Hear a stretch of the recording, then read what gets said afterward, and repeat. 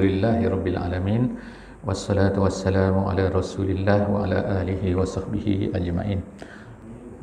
InsyaAllah kita sama-sama membuka majlis ilmu kita pada malam ni dengan kita membaca surah Al-Fatihah bersama-sama insyaAllah. Bismillahirrahmanirrahim. Alhamdulillahirabbil alamin. Arrahmanirrahim. Maliki yaumiddin. Iyyaka na'budu wa iyyaka nasta'in. Ihdinas siratal mustaqim. Siratal ladzina an'amta 'alaihim ghairil maghdubi 'alaihim waladdallin. Amin. Amin amin amin ya rabbal alamin. Pertamanya kita ucapkan syukur kepada Allah Subhanahu wa taala.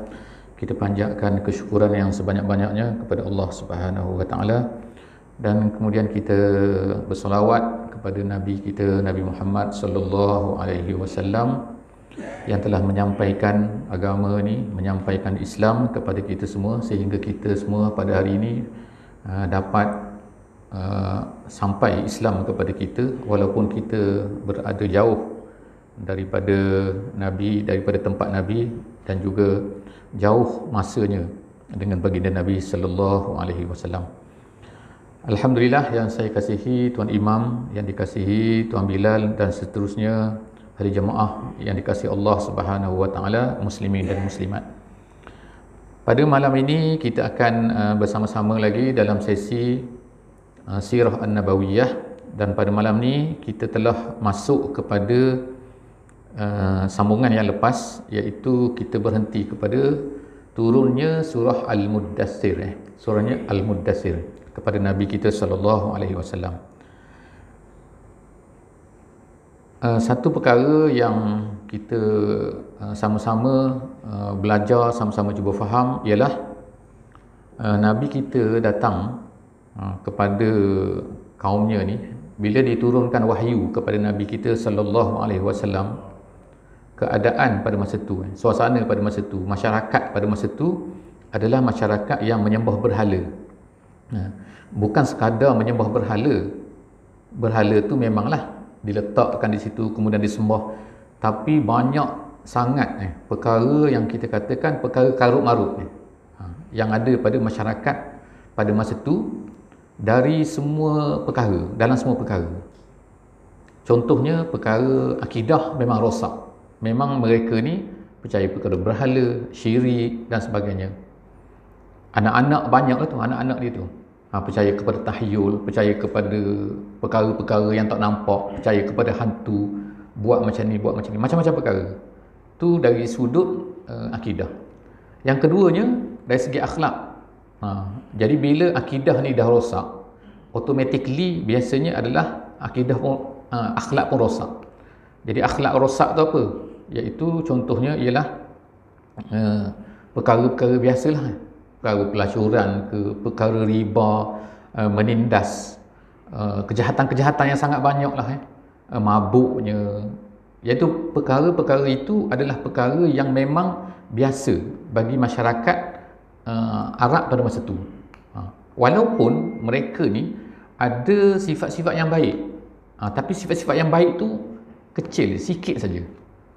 Kemudian mereka ni sangat suka berperang. Walaupun perkara-perkara yang kecil, cara nak selesai masalah perang. Itu maknanya pedang, angkat pedang. Walaupun kita kata apa, walaupun mungkin pada masa tu sikit sahaja orang kacau unta mereka, kuda mereka, mereka akan berperang. Berperang tu bukan di antara seorang dengan seorang, keluarga dengan keluarga, tapi kabilah lawan kabilah. Maknanya peperangan tu diceritakan berlaku kerana hanya perkara yang sangat-sangat kecil saja. Perkara yang tak patut perang pun mereka perang juga.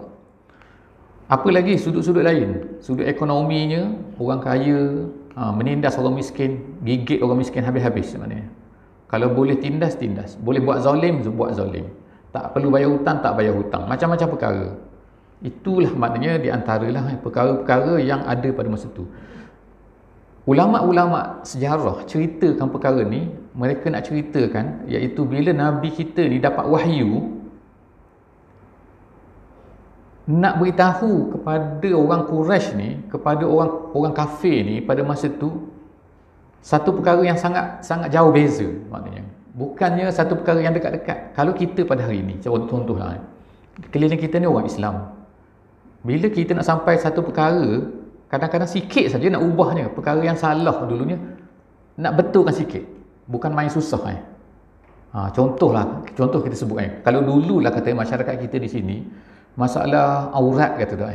Masalah aurat. Saya tengok gambar-gambar lama ni lah. Bukan tempat ni saja, tempat saya pun sama juga. Iaitu, kalau ikutnya maknanya, perempuan lah biasanya aurat ni. Lelaki tak sangat perempuan. Masalah pakai hijab, pakai tudung sangat-sangat pelik dulu. Tahun 60-an, 70-an saya rasa. Sebab saya ingat lagi masa saya sekolah Arab, sekolah saya sekolah Arab sekolah agama lah yang belajar fardu ain, ni haram, ni halal. Tapi sekolah saya tu aurat pun tak tutup. Tu maknanya. Sekolah saya sekolah Arab, sekolah agama. Kalau sekolah tak agama tu, masa zaman saya tu, memang pakai skirt lah. Pakai apa? Pakai pelajar-pelajar Muslim ni. Bukan Muslim.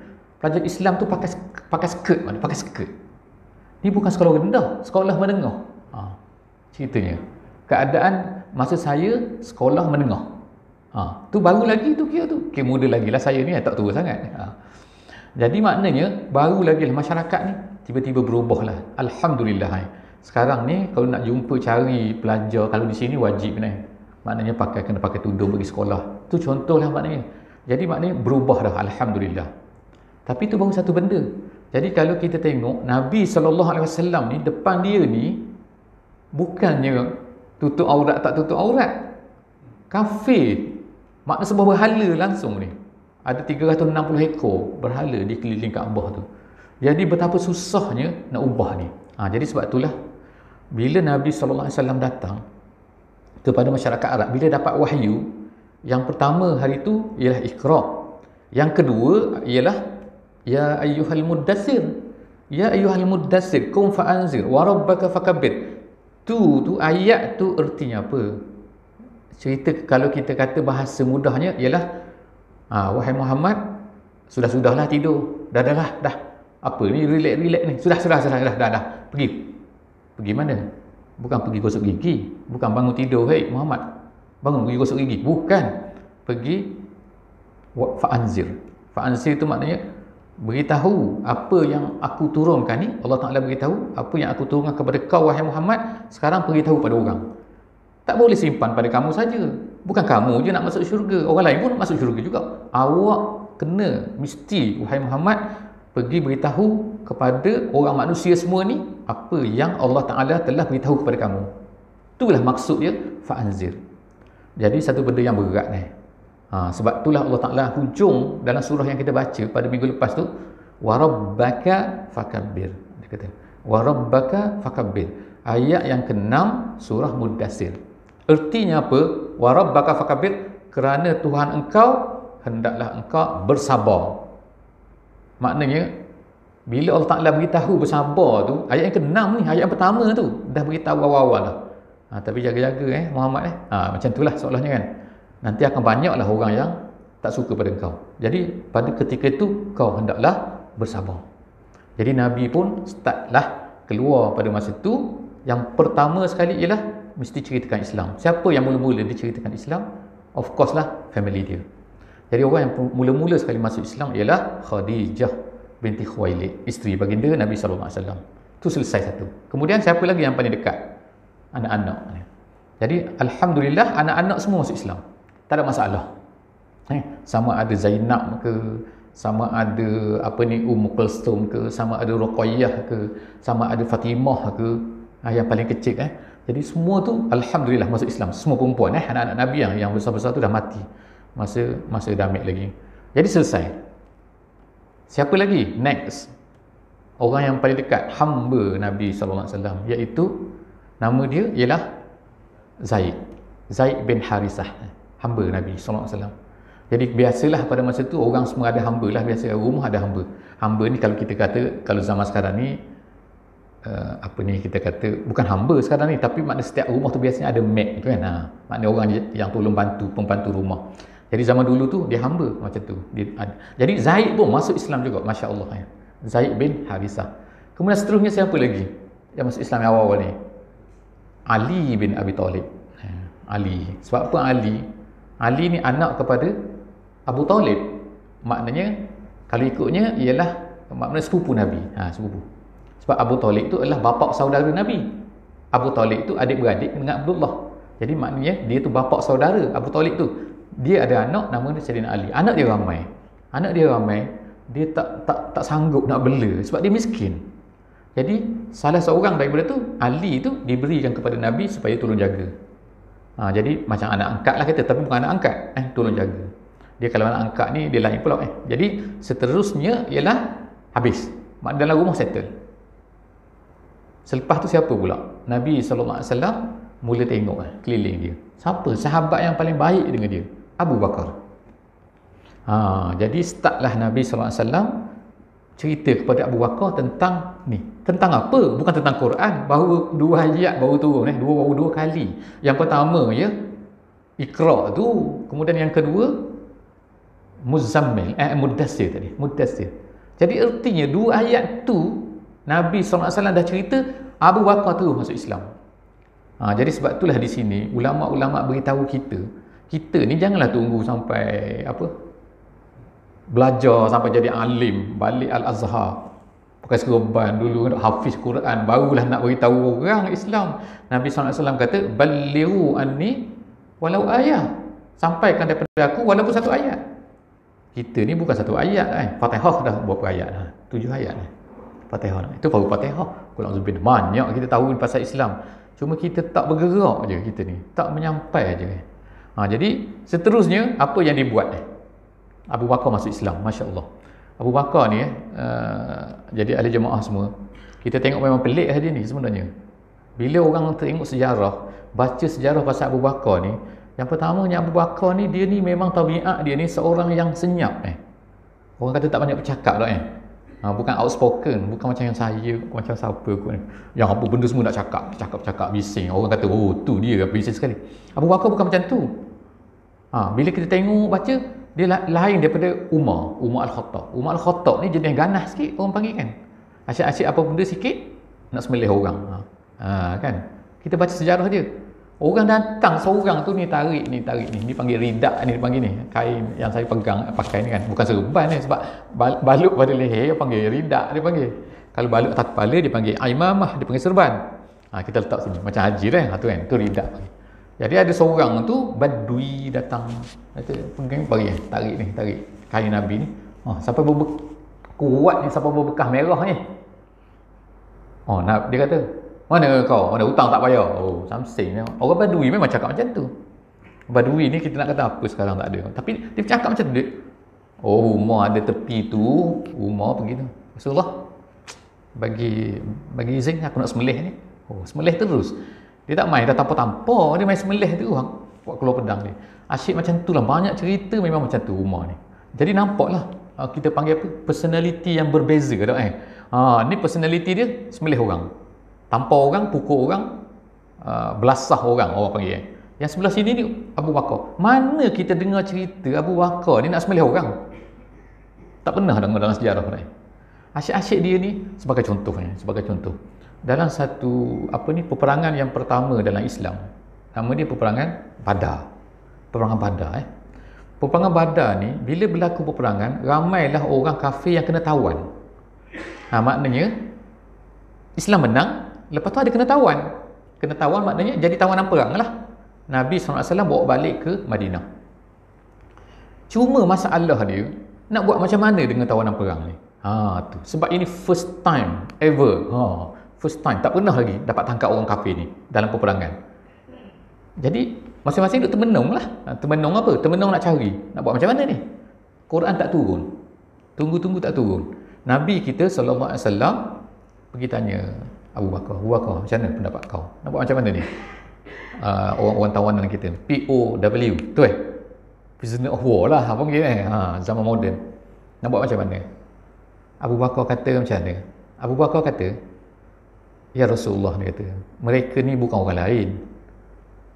Setengah tu saudara kamu, anak beranak kamu, orang kampung kamu, orang Mekah. takkanlah kita nak buat apa-apa pada mereka. Oh, lembut sungguh Abu Bakar ni. Itu jawapan dia. Umar pula, Nabi tak apa, Nabi pergi tanya pula, Nabi pergi mesyuarat pula dengan Sayyidina Umar. Umar, apa pendapat kau? Kita nak buat macam mana ni? Mereka ni, apa semelih lah semua. Oh, maknanya nampak tu perbezaan. Jadi Nabi ambil yang mana? Nabi ambil pendapat Abu Bakar. Tapi tu ayat Quran selepas tu. Ayat Quran mana? Tanya imam kita lah, insya-Allah kan. Ayat mana kan? Tapi tolak imam. Tapi ayat Quran turun, dia kata kan, tidak harus bagi seorang nabi tu kan memelihara orang-orang tawanan perang ni kan, sedangkan kamu belum menang lagi. Maknanya baru habis sikit tu, ramai lagi di Mekah tu. Tiba-tiba kamu nak bela mereka ni. Bela buat apa? Contoh macam tu, Allah Ta'ala marah pada Nabi. Kenapa? Marah kerana Nabi ikut pendapat Abu Bakar. Tu maknanya nak ceritanya perbezaan personality. Cerita di sini, tiba-tiba Nabi SAW dakwah Abu Bakar. Dakwah Abu Bakar yang pelik di sini. Satu lagi perkara pelik lah ni, ahli jemaah semua kan. Iaitu dalam banyak-banyak kita baca hadis Nabi, kita tak pernah jumpa hadis yang diriwayatkan oleh Abu Bakar. Bukan gitu Asyik-asyik pergi jumpa sana hadis Abu Hurairah ni masuk Islam ni 4 tahun je bersama dengan Nabi. Abu Bakar ni 23 tahun bersama dengan Nabi. Kemudian sebelum daripada tu, dia masih dah bersama dengan Nabi tu. Daripada muda lagi, sebelum daripada Nabi dapat wahyu, dia dah bersama dengan Nabi.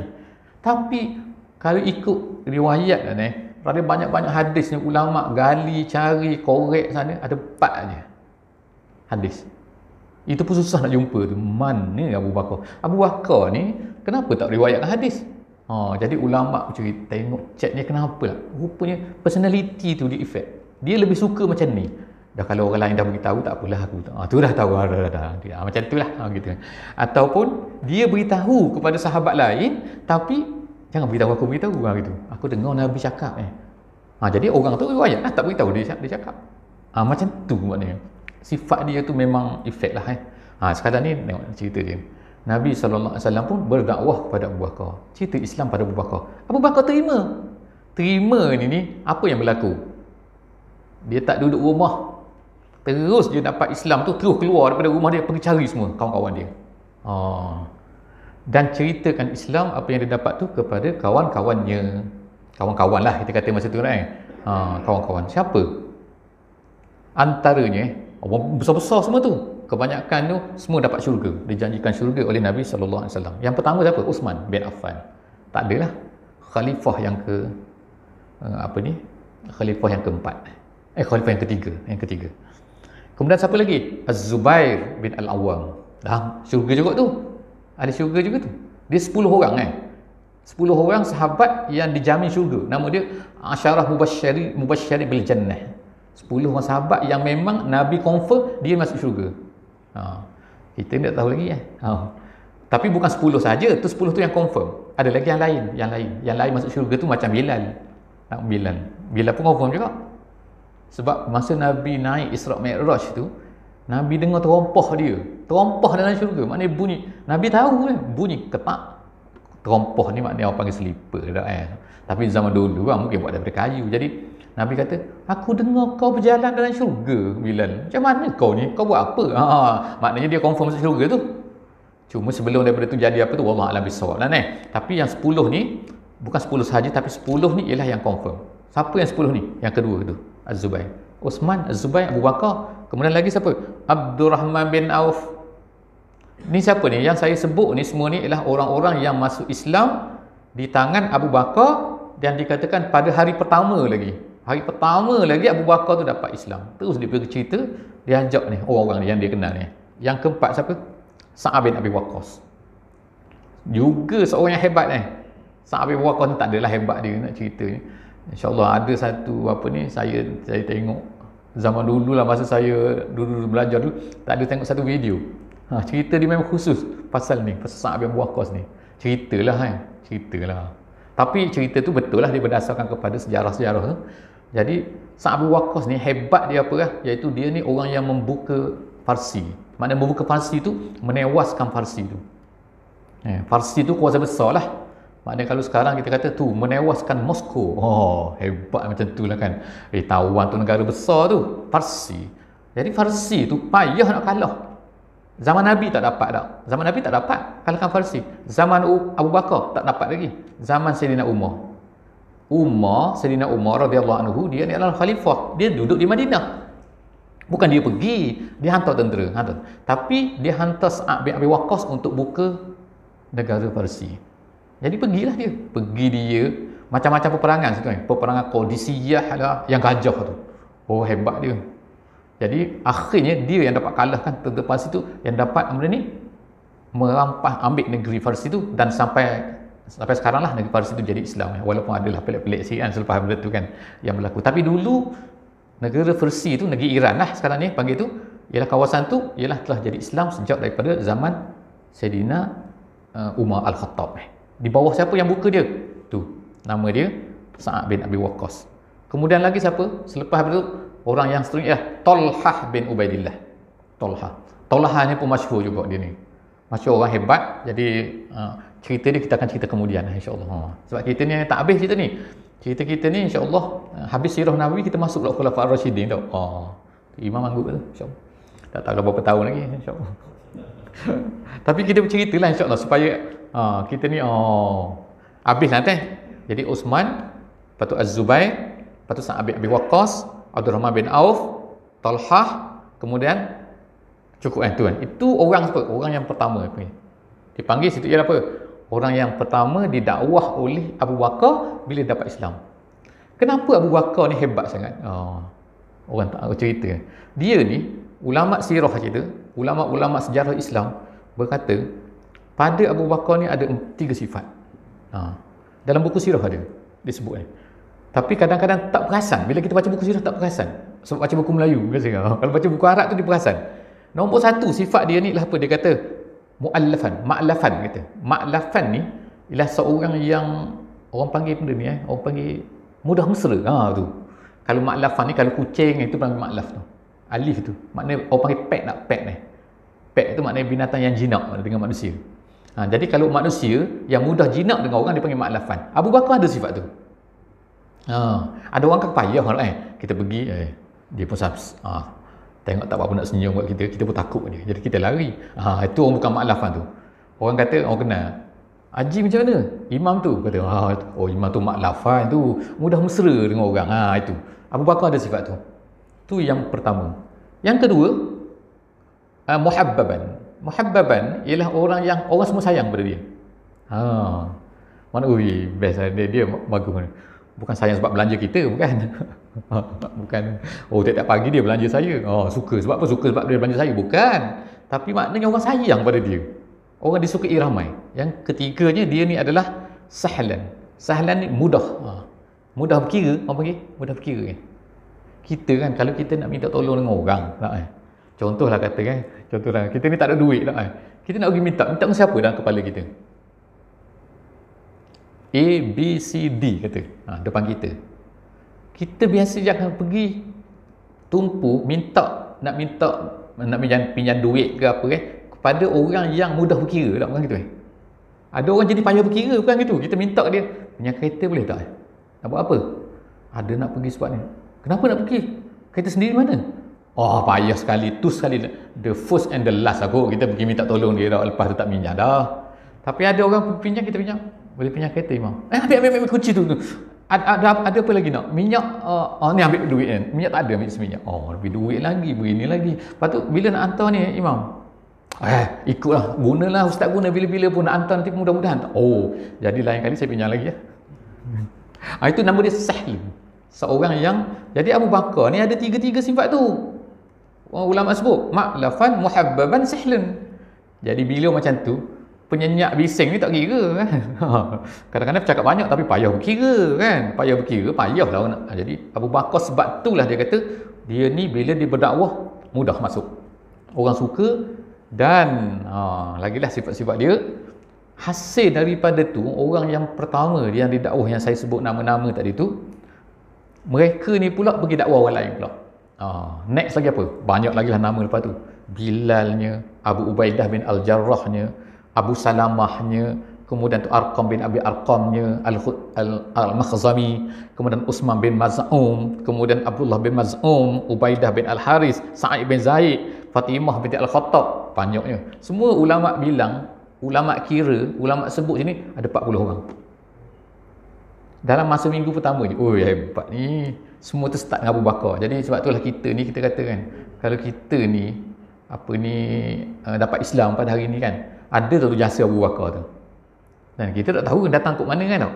Memanglah daripada Nabi tu, of course lah, tak perlu ceritalah Nabi tu. Tapi maknanya kalau kita tengok jalur-jalur tu semua tu, dia akan kembali kepada Abu Bakar tu. Dia Ali, jangan sikit sebab Ali masa tu muda lagi. Budak lagi Ali masa tu. Dia kata umur baru 7 tahun dia. Lepas tu lagi Khadijah dia jaga anak dia lah kan, dia rumah, dia bukan jenis keluar ni. Jadi kalau lelaki Nabi mana Abu Bakar. Seolah-olah macam kata Nabi tak sempat apa-apa lagi, Abu Bakar dah pergi dah. Dah jumpa semua. Tapi pada masa tu yang kita ingat lah, yang kita kena pasti bahawa pada masa tu dakwah tu ialah tidak dibuat secara terbuka. Okay? Dibuat secara tertutup. Tertutup tu macam mana? Maknanya dia akan kontak orang-orang yang dia rasa family terdekat, ataupun kalau dia cerita dia tak akan beritahu bising-bising. Itu. Sebab apa? Bahaya pada masa ni. Bahaya. Yang dibawa tu apa? La ilaha illallah. Yang dibawa tu ialah tak boleh sembah berhala. Yang dibawa ni. Jadi sebab tu tak boleh cerita kepada orang luar.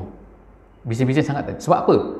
Itu memang dah, kita kata memang Allah Ta'ala dah tu macam tu kan. Dah tetapkan macam tu kan. Bukan Nabi-Nabi pandai-pandai, bukanlah maknanya aku rasa nak tak boleh. Tak, Allah Ta'ala yang ajar Nabi macam tu, maka masuk Islam. Daripada tu berapa kita kata yang mereka semua tu kita panggil dia sebagai apa? As-sabiqunal awwalun. Itulah dia yang dipanggil as-sabiqunal awwalun. 40 orang. Jadi 40 orang ni itulah yang dapat kita kata kenapa dipanggil sabiqun. Sabiqun tu maknanya ialah orang yang mendahului orang lain. Gitu. Al-awwalun ni dahlah mendahului awal pula. Seorang saja yang tak masuk ni dalam 10 kita kata 10 yang diberi jamin syurga tu, seorang saja tak masuk. Iaitu siapa? Umar bin Al-Khattab. Yang 10 orang semua masuk dalam ni. Seorang saja yang tu Umar bin Al-Khattab. Umar Al-Khattab ni dia masuk Islam lambat. Tahun yang kelima kata. Tahun yang kelima insya-Allah kita akan ceritalah nanti dengan lebih detail macam mana dia masuk Islam tu. Tapi lambat sikit dia. Dia jadi kepala Samsing macam tu. Kita ni baru tahun yang ni, baru tahun yang pertama ni, tak masuk lagi tahun yang kedua insya-Allah. Jadi begitulah dia cerita dia. Jadi pada masa tu yang dia ceritanya ialah ayat Quran mula turun turun sikit-sikit, tapi ayat Quran yang turun pada masa tu pendek-pendek. Jadi kalau kita tengok dalam Quran tu yang pendek-pendek tu, macam kata surah Ar-Rahman kan pendek pendek. Dia tak panjang-panjang. Kalau Al-Baqarah ni panjang. Satu ayat tu kadang-kadang Al-Baqarah satu muka dah. Start daripada atas sampai satu muka. Jadi ayat masa tu pendek-pendek. Dan ayat pada masa tu banyak menceritakan tentang akhirat, cerita pasal syurga, cerita pasal neraka. Dan cerita tentang orang-orang yang sebelum daripada Nabi kita SAW, iaitu umat-umat terdahulu. Kisah Nabi Nuh, kisah Hud, kisah gini-ginilah. Jadi ulama kata ayat-ayat ni turun ni sebab nak bagi penguat nak cerita bahawa bukan kamu saja, wahai 40 orang, bukan kamu saja yang percaya ni. Kamu janganlah susah hati. Sebab apa? Kalau ikut kira-kira lah kan, rasa susah hati tak? Sebab orang keliling ni kafir. Ada 10,000 orang kafir. Kita 40 orang. Orang panggil benda minority dalam minority and minority. Kita kata apa? Maknanya sangat-sangat sikit lah maknanya kan. Jadi golongan sikit ni kadang-kadang jadi tension tau. Iyalah keluar rumah. Kadang-kadang dalam family kafir. Macam Zainab kata, kita cerita Zainab. Zainab ni anak Nabi. Tapi dia kahwin, suami tu kafir, suami dia tu. Tapi pada masa tu syariatnya tak ada hukum yang kata kena bercerai. Maknanya kalau Islam tak apa. Islam dengan kafir pun kadang-kadang dalam rumah suami kafir. Al-Wa'il kan, Al-As bin Wa'il, suami Zainab tu. Jadi maknanya sebab tu kita baca cerita nanti sampai ke tu dia sampai kepada hijrah tu. Hijrah makna selepas 13 tahun tu, bila dia kahwin, dia nak hijrah ikut ayah dia pergi ke Madinah. Tapi suami dia tak beri. Bila suami dia tak beri, dia duduk di Mekah tu. Sampai suami tu pergi perang Badar. Isteri duduk di Mekah, ayah duduk di Madinah. Isteri Islam, suami kafir. Bukan kafir biasa-biasa. Bukan biasa-biasa tu. Tu kafir sungguh-sungguh. Kafir sungguh perang lagi, perang Badar. Masuk perang Badar, suami tu kena tawan. Suami kena tawan sampai ke Madinah. Nabi tengok ni menantu aku tak kena tawan ni. Macam mana? Nabi kata apa kan? Nabi kata siapa yang nak tebus, beritahu kepada family, hantar mesej ke family dia, atau WhatsApp ke apa, kata-kata hantar berita lah kepada family di Mekah tu, supaya hantar hantar tebusan, hantar ransom tak betul kan? Tak betul ke tak saya sebut kan? Mana tebusan, mana harta untuk bebaskan orang-orang yang ditawan ni. Jadi masing-masing orang Mekah tu hantarlah. Termasuk yang hantar tu siapa? Zainab tu. Zainab hantar ni apa ni? Orang panggil apa ni? Rantai leher, rantai. Yang terrantai nak tebus suami dia. Tebus sampai kat Nabi tengok. Gitulah kuat gaya tu kan. Apa? Rantai tu rantai Khadijah. Nabi kenal rantai Khadijah yang diberikan oleh Khadijah kepada anak dia Zainab tu sebelum dia meninggal. Kemudian Zainab hantar nak buat tebus suami dia. Nabi tengok, ni Khadijah punya. Sedih pula lah Nabi tengok kan. Dah lah menantu dia, lepas tu nak tebus pula ni. Nabi beritahu kepada sahabat nak minta tolong, kata tolong bebaskan suami dia ni, dan rantai ni hantar balik lah. Sahabat kata, iyalah kan. Tak macam beri. Tapi Nabi SAW kata kepada suami dia tu kan, waktu itu dia kata gini, awak boleh kata aku lepaskan kau balik, tapi dengan syarat kau mesti izinkan anak aku tu Zainab tu hijrah. Dia memang betul, dia memang dia balik ke Mekah, dia beritahu kepada Zainab pun berhijrah. Itulah cerita dia. Lepas tu tapi alhamdulillah dia pun masuk Islam juga lepas nasib baik tak mati peperangan Badar tu. Jadi ceritanya pada masa tu ada suami isteri memang kafir Islam gitu. Jadi ramailah cerita masuk Islam lepas daripada tu, alhamdulillah habis cerita tu. Tu cerita saya cerita kesimpulan daripada nak kata 3 tahun. Cepat kan 3 tahun ceritakan tu dalam masa ni. Jadi alhamdulillah. Habislah pada tu jadi satu yang terakhir lah, insyaAllah ada 1 minit lagi. Yang terakhir nak sebut sini ialah satu sahaja ibadat yang telah diwajibkan pada masa tu, iaitu as-solah, semayang. Semayang dah ada pada masa tu, bukan tunggu Isra' Mi'raj, tapi dah ada pada masa tu. Tapi solat bagaimana? Bentuk bagaimana semayang tu? Jadi insyaAllah kan kita sambung akan datang. Cerita macam mana semayang dia ni. Jadi kena buat suspense sikit, berhenti sikit. InsyaAllah setakat tu sajalah insyaAllah. Jadi moga-moga daripada kisah Nabi kita ni dapat kita lah sayang kepada Nabi, kenal Nabi sikit dah, tahu cerita ni kan. Dan untuk makluman lagi lah, cerita ni saya ambil daripada semua ni saya baca daripada buku bacakan dan ringkaskan. Kena buat nota ni daripada buku Ar-Rahiqul Makhtum. Kalau ada orang nak check, orang nak baca insyaAllah kan. Ar-Rahiqul Makhtum ada dalam bahasa Inggeris, asalnya Arab, ada bahasa Inggeris, ada bahasa Melayu, ada, semua ada PDF insyaAllah, semua ada PDF. Setakat itu saja insyaAllah. Jadi kita berjumpa lagi pada minggu hadapan insyaAllah. Ini baru sesi yang ke-6 insyaAllah, sesi yang ke-7 insyaAllah, kalau tak ada arahan. Wallahu a'lam bissawab. Jadi kita sudahi majlis kita pada malam ni dengan baca surah Wal 'Asr. Bismillahirrahmanirrahim. Wal 'Asr innal insana lafi khusr illa allazina amanu wa 'amilus solihat wa tawasaw bil haqqi wa tawasaw bis sabr. Assalamualaikum warahmatullahi wabarakatuh.